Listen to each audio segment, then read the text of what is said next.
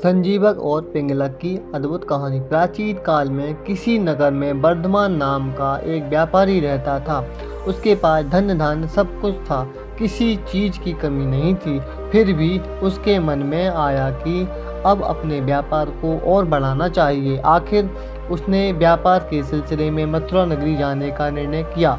पति को बाहर जाने की तैयारी करते देख पत्नी ने कहा, आखिर आपको क्या हो गया है? यहाँ किस चीज़ की कमी है?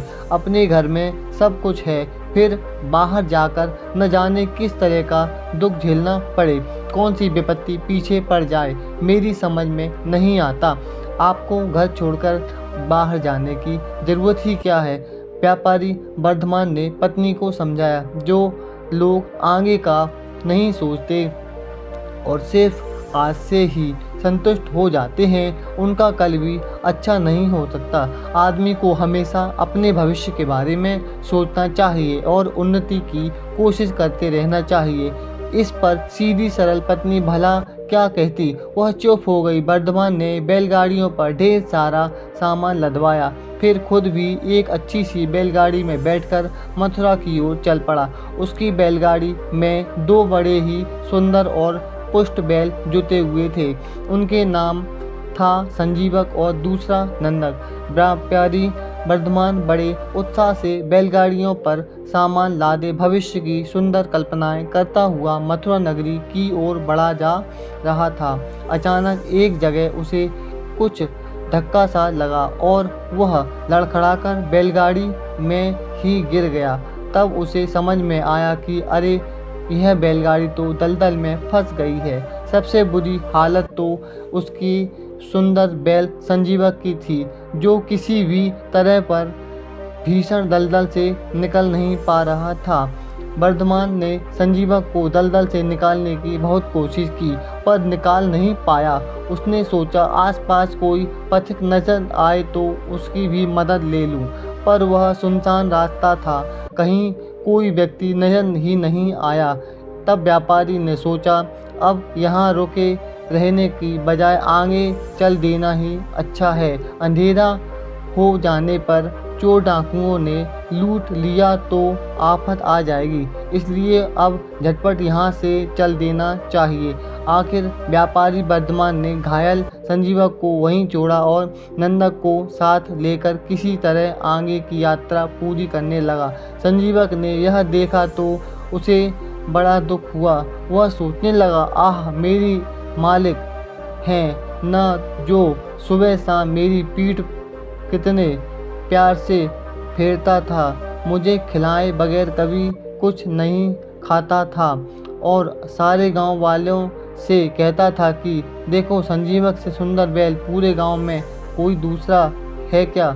पर आज मैं विपत्ति में पड़ा हूँ तो यही मेरा मालिक कितना निष्ठुर होकर मुझे छोड़कर आगे चला गया।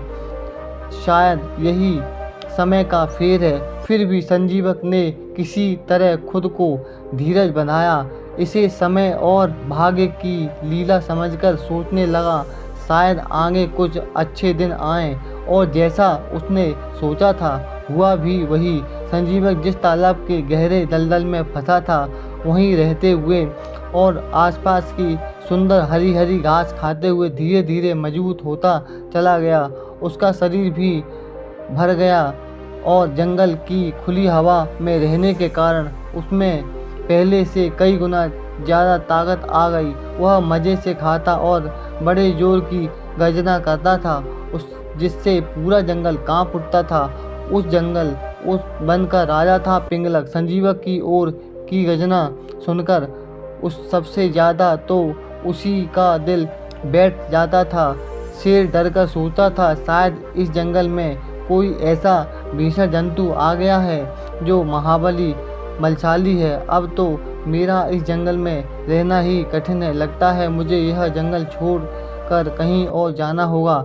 शेर पिंगलक संजीवक की भीषण गर्जना से इस कदर दहल गया था, अब वह उस तरफ जाकर झांकता भी नहीं था जिधर से यह गर्जना आती थी। उसका चेहरा पीला पड़ गया था, जैसे किसी ने उसकी सारी ताकत निचोड़ ली हो।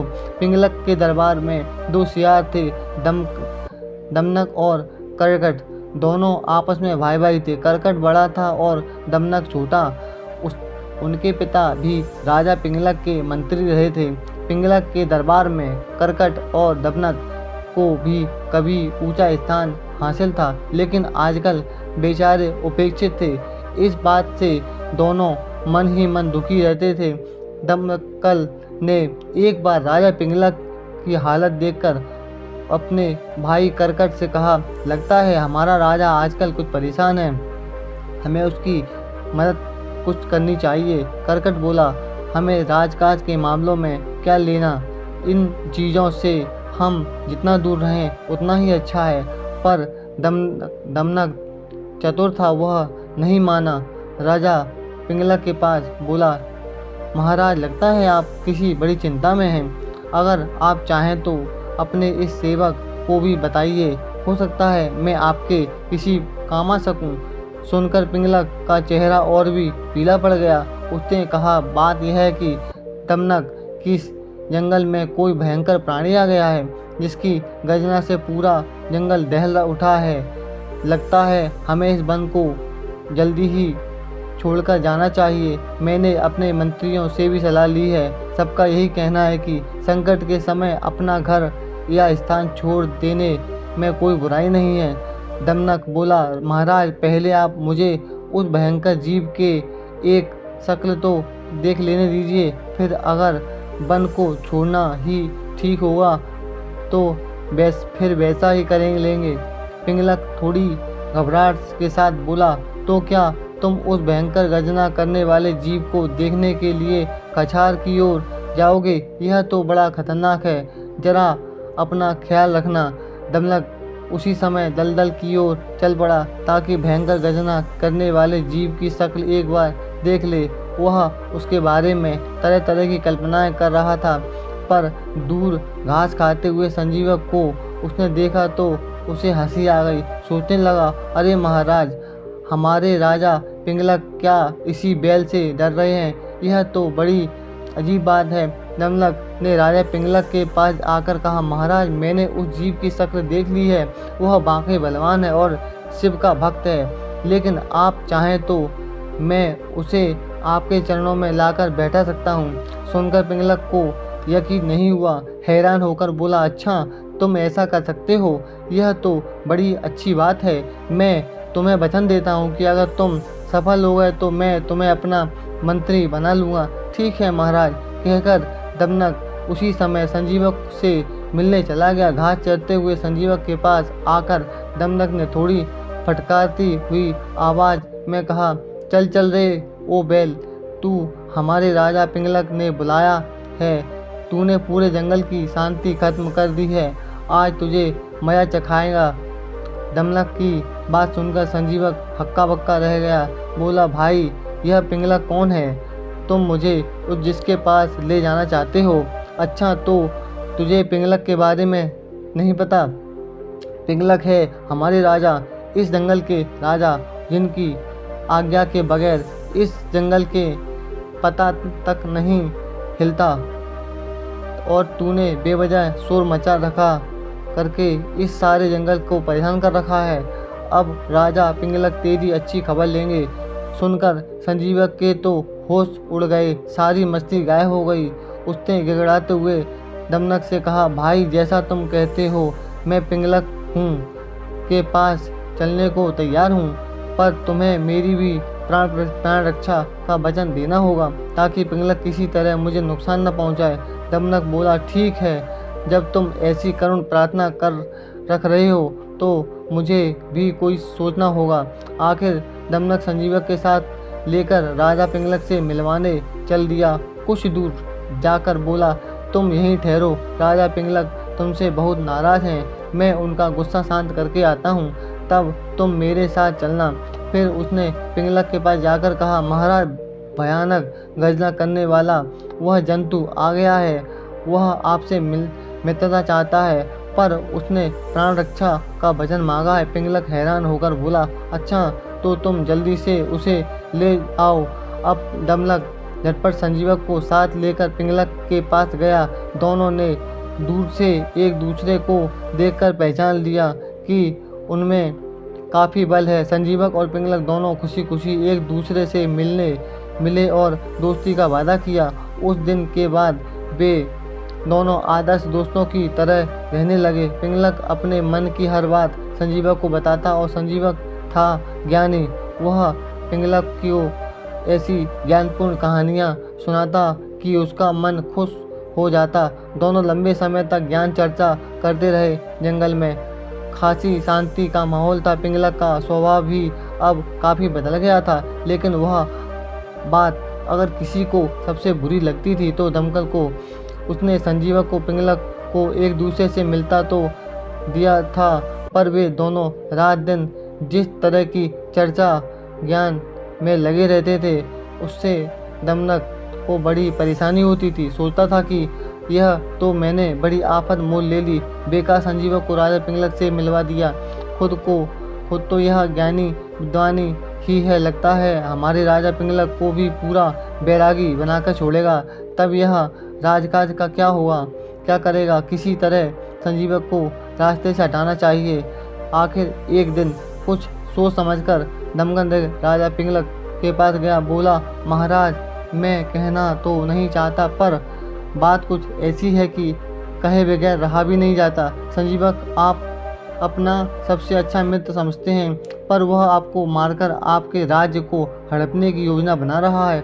सुनकर पिंगलक के मुख से दुख भरा चीखना निकला। बोला, संजीवक, हाय, यह तुमने क्या किया? तुम कहते हो तो यह पूरा राज्य मैं तुम्हें ऐसे ही देता, पर मित्रता की आड़ में इतना बड़ा धोखा। कुछ समय बाद दमकल संजीवक के पास गया और बोला, भाई, राजा पिंगलक का विश्वास आप पर से उठ गया है। उसने मुझे खुद कहा है कि मैं संजीवक को मारकर खा जाऊंगा। मुझे राजा की गुप्त बातें कहनी तो नहीं चाहिए, पर तुम मेरे भाई सलीके हो तो मैं कैसे न कहूँ। अब जैसे भी हो अपने को बचाओ। संजीवक के लिए यह बात कलेजा चीर देने वाली थी। वह जोर से आत्मदान कर उठा। बोला, हाय पिंगलक, मैंने तुम्हें मित्र समझा, पर तुमने साबित कर दिया कि राजा के सत्ता, मोह और घमंड के आगे दोस्ती का कोई मूल नहीं है। अब मैं क्या करूं? कहाँ जाऊं? मुझे तो अपना जीवन ही व्यर्थ लग रहा है। अगले दिन संजीवक पिंगलक से मिलने गया तो पिंगलक ने भीषण गर्जना की। जवाब में संजीवक ने भी माथा तान कर लाल आंखों से उसे देखा, जैसे कह देना चाहता हो कि तुम मुझे पर आक्रमण करोगे तो मैं भी कोई ऐसा गया बीता नहीं हूँ कि तुम्हारा जवाब न दे सकूं। उसी समय राजा पिंगलक ने गुस्से में आकर संजीवक पर छलांग लगा दी। अब क्या था, दोनों में भीषण युद्ध होने लगा। दोनों ही बलवान थे, इसलिए देर तक एक दूसरे से जूझते रहे। फिर आखिर पिंगलक ने संजीवक को मार ही डाला, लेकिन संजीवक की मित्रता की बातें अब भी उसे याद आ रही थीं। संजीवक के मरते ही वह विलाप करता और फूट फूट कर रोता हुआ उसकी बातों को याद करने लगा। उसके मुख से बार बार हाय मित्र शब्द निकल रहे हैं। तब चालाक दमकल ने ऊपरी ज्ञान बखारते हुए कहा, महाराज, आप तो महान राजा हैं। संजीवक आपके सामने एक पिद्दी से ज़्यादा क्या था? आपने ही उसे सिर चढ़ाया और उसका दिमाग खराब किया। फिर अगर आपने उसे मार डाला तो इसमें रोने और पश्चाताप करने की क्या बात है? सुनकर पिंगलक ने भी किसी तरह दुख को खुद को समझाया और फिर से राजकाज में रुचि लेने लगा। दमनक की अब पौवाहर थी। राजा शेर के बाद राज्य में अब सबसे ज़्यादा उसी की तूती बोलती थी। यहाँ तक कि बड़े से बड़े बलवान तक भी अब उससे आंख मिलाने से साहस नहीं कर पाते थे। दोस्तों, कहानी आपको पसंद आई हो तो लाइक, सब्सक्राइब और कमेंट जरूर कीजिएगा। मिलता हूँ आपसे आने वाली वीडियो में, तब तक के लिए धन्यवाद।